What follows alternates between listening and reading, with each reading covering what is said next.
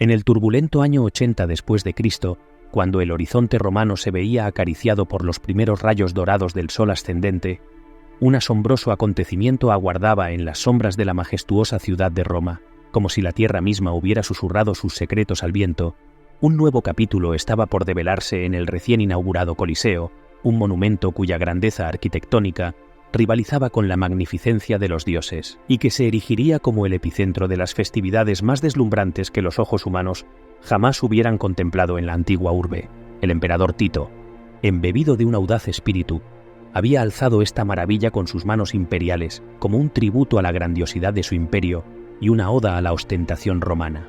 Un monumento que trascendía el tiempo, sus muros hablaban en silencio de la grandeza y la ambivalencia de la humanidad, alzándose en la encrucijada entre el esplendor y la brutalidad que habitaban en los corazones de sus habitantes.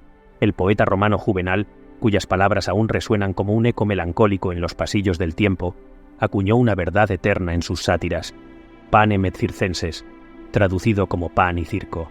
Esta expresión se convirtió en un emblema de la capacidad de los espectáculos del Coliseo para ser el bálsamo que aliviaba temporalmente las heridas del alma romana. En medio de la agitación de problemas sociales y políticos, el Coliseo se erigía como un telón detrás del cual la humanidad podía olvidar sus inquietudes y perderse en la magnificencia de la sangre, la arena y los vítores. Hoy, te invitamos a embarcarte en un viaje a través del velo del tiempo, hacia un lugar donde los hilos de la magnificencia y la brutalidad tejían el tapiz de la existencia. En estas páginas, los días de la antigua Roma renacen, los ecos de los aplausos, los rugidos y los gritos de gladiadores condenados a muerte se entrelazan en un relato que captura la esencia de una civilización en busca de su propia identidad en la grandeza de sus espectáculos. Bienvenidos al Tesoro de Cleopatra. Hoy hablaremos de cómo era morir en el Coliseo romano.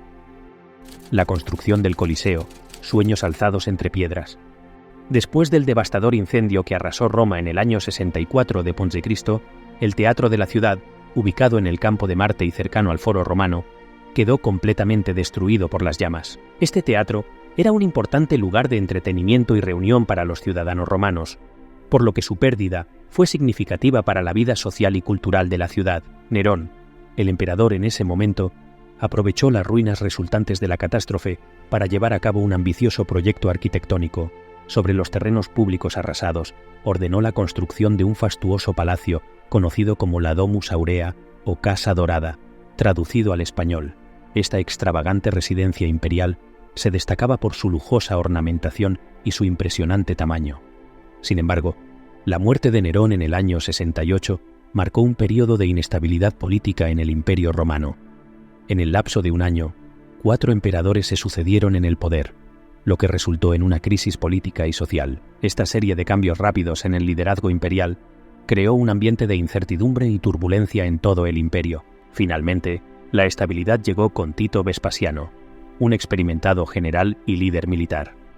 Vespasiano fundó la dinastía Flavia y estableció un nuevo período en la historia de Roma. Su capacidad para consolidar el poder y restaurar el orden dentro del imperio marcó el inicio de una nueva era, caracterizada por reformas significativas, mejoras en la administración y un enfoque en la revitalización de la ciudad después de los trastornos anteriores. Bajo el liderazgo de Vespasiano y sus sucesores de la dinastía Flavia, Roma entró en un periodo de renovación y estabilidad que contrastaba con las turbulencias que habían precedido. En el año 72 después de Cristo, Vespasiano contempló un terreno que una vez albergó el magnífico Palacio Dorado de Nerón. Con una visión clara y decidida, decidió que este terreno sería transformado en algo más grande, más grandioso, un anfiteatro sin igual en el mundo conocido. Así nació la idea del Coliseo, una estructura destinada a ser el epicentro de entretenimiento y poder, donde los sueños romanos se alzarían en piedra y arena. Probablemente, el emperador era consciente de la deuda que tenían las manos del poder con todos sus ciudadanos por los años tumultuosos y de inestabilidad que habían vivido. Las piedras fundamentales fueron colocadas, y miles de obreros esclavos, albañiles y arquitectos, todos convocados por la llamada del imperio, comenzaron a dar vida a este sueño colosal. Pero la magnitud del desafío pronto se hizo evidente. Los ingenieros enfrentaron cuestiones que parecían insuperables. ¿Cómo podrían sostener las enormes gradas en un terreno inestable? ¿Cómo se podría lograr la asombrosa celeridad necesaria para albergar a decenas de miles de espectadores? La narrativa de la construcción del Coliseo es una saga de ingenio y perseverancia. Columnas de mármol se elevaron hacia el cielo, mientras los muros circulares surgían de los cimientos como si la misma tierra estuviera cediendo al poder de la voluntad humana. El hormigón romano se convirtió en el cimiento sobre el que se erigiría el monumento. Un esqueleto de armazón de madera sostenía la inmensa estructura, mientras los muros tomaban forma. Los trabajadores emprendieron su tarea con una dedicación feroz, y mientras las gradas ascendían, los corazones de aquellos hombres y mujeres resonaban con una comprensión profunda de que estaban construyendo algo que trascendería su tiempo y dejaría una marca en la historia. Mientras los años pasaban, el Coliseo tomó su forma icónica, un anfiteatro impresionante con capacidad para más de 50.000 espectadores. Sus arcos y pasillos se tejían en un intrincado laberinto, una hazaña arquitectónica que dejaba boquiabiertos a todos los que lo contemplaban. En el año 80 después de Cristo, tras una década de trabajo incesante, el Coliseo abrió sus puertas por primera vez, inaugurando una era de entretenimiento sin igual en el mundo antiguo. Comienza el espectáculo.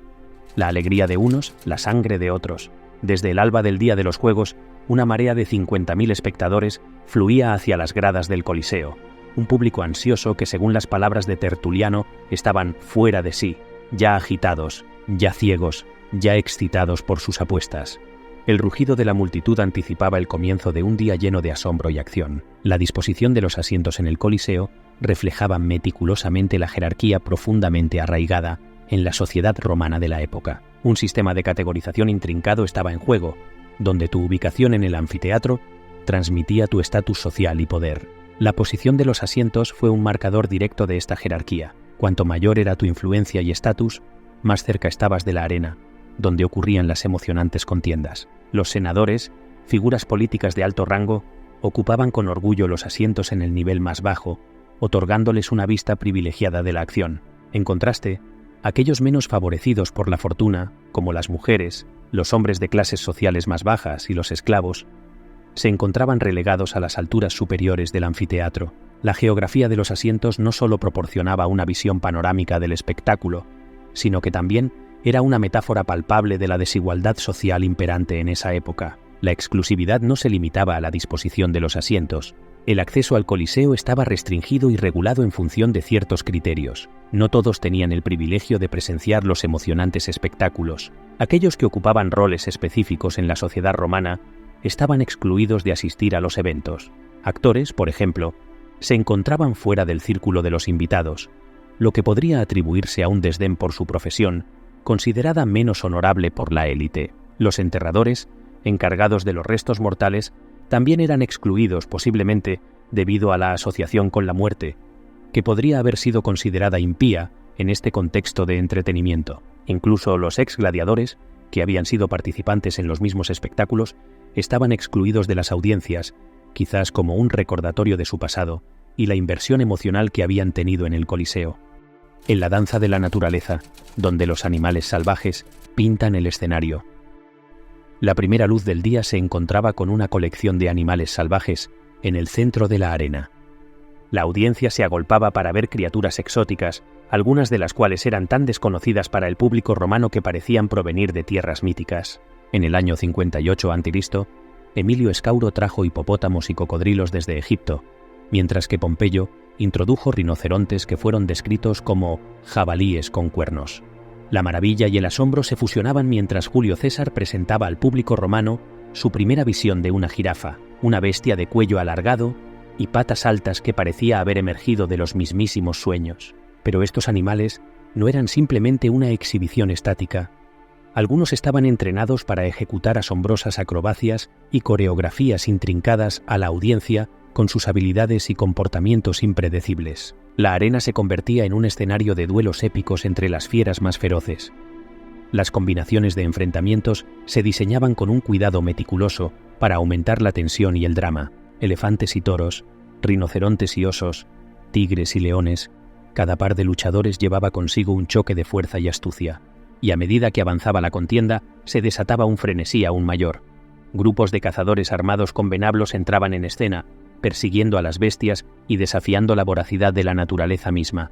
Sin embargo, la naturaleza de estas criaturas a menudo desafiaba las expectativas. Los rugidos de la multitud y la aterradora atmósfera del Coliseo a veces eran suficientes para paralizar a los animales, dejándolos inmóviles en sus jaulas. Los domadores, en un intento desesperado por provocar la ferocidad, recurrían a tácticas extremas: aguijonear, provocar con antorchas ardientes o incluso utilizar crías de las bestias para encender su instinto maternal.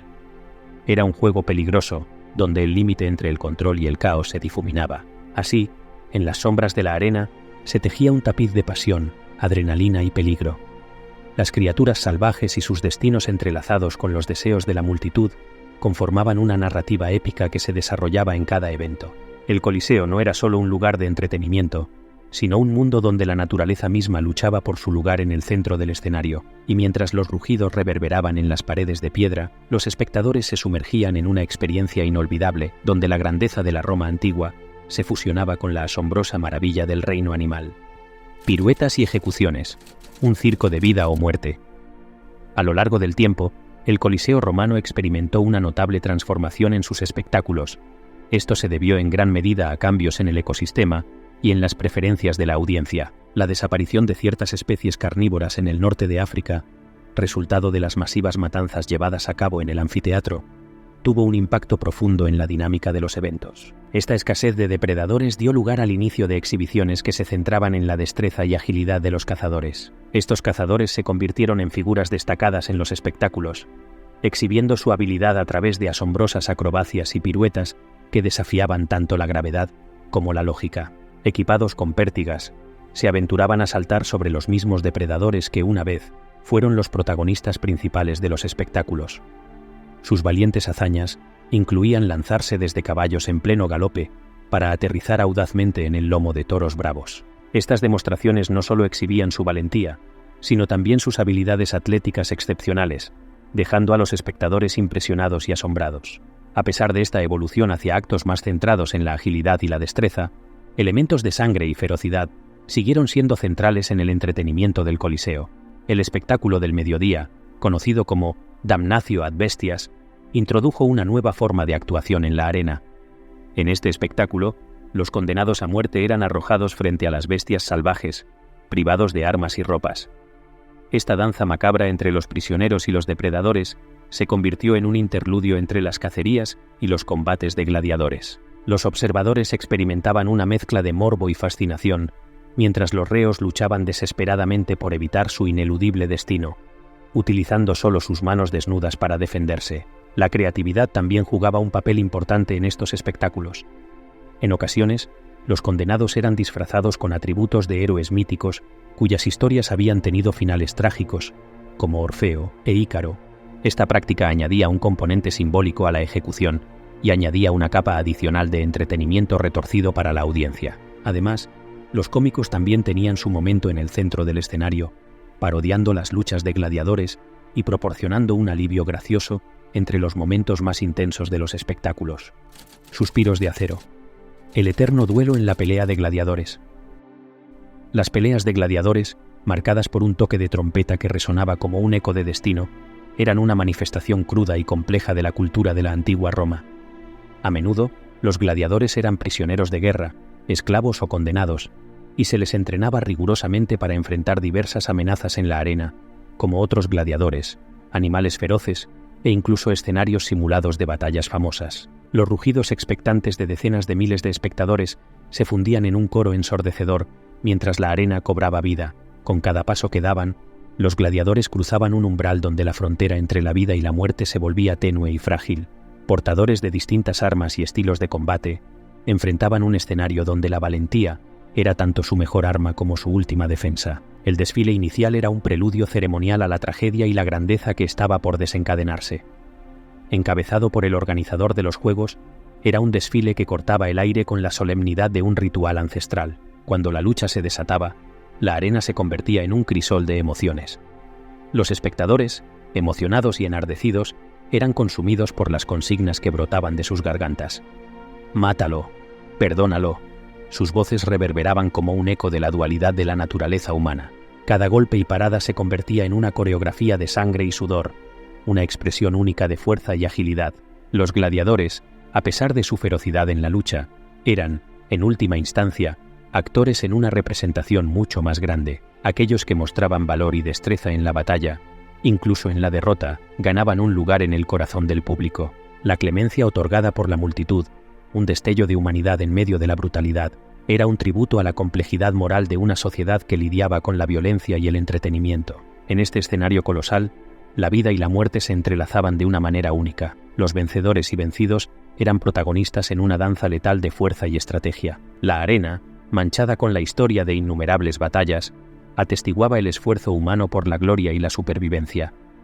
Los gladiadores, en su lucha por la vida y la libertad, se convertían en leyendas, cuyas historias perduraban más allá de las piedras del Coliseo. Un final perturbador, el destino de los condenados. Los gladiadores que sufrían el destino de perder la vida en la ardiente arena del Coliseo romano eran protagonistas de un oscuro y complejo proceso posterior a su muerte. Después de la lucha final, cuando las últimas chispas de vida se desvanecían de sus cuerpos, se ponía en marcha una cadena de eventos destinada a gestionar los cadáveres que yacían en el suelo de la arena. Una vez que la multitud había presenciado su desenlace trágico, los cuerpos sin vida eran retirados del centro del espectáculo por la puerta libitinaria, un portal simbólico que marcaba el fin de la vida en la arena y el tránsito hacia la muerte y lo desconocido. A continuación, los cuerpos eran llevados al Destrictorium, un sombrío lugar descrito como un laboratorio infernal que exponía la crudeza y brutalidad inherentes a los espectáculos colosales. En este lugar macabro y lúgubre, los cadáveres eran sometidos a procesos que revelaban la deshumanización de los caídos. Los restos humanos eran objeto de una minuciosa preparación antes de recibir el descanso eterno. Los detalles de este proceso pueden ser desconcertantes y perturbadores, ya que incluían la extracción de narices, dedos y uñas que llevaban adheridos pedazos de carne desgarrada de los crucificados, así como fragmentos de cráneos arrancados de las mandíbulas de las bestias feroces. La visualización de estas prácticas arroja una luz cruda sobre la crueldad y el pragmatismo que prevalecían en este entorno brutal. Por su parte, la muerte de los animales en la arena no era solo un acto de entretenimiento, sino que también tenía un impacto en la cadena alimentaria de la sociedad romana.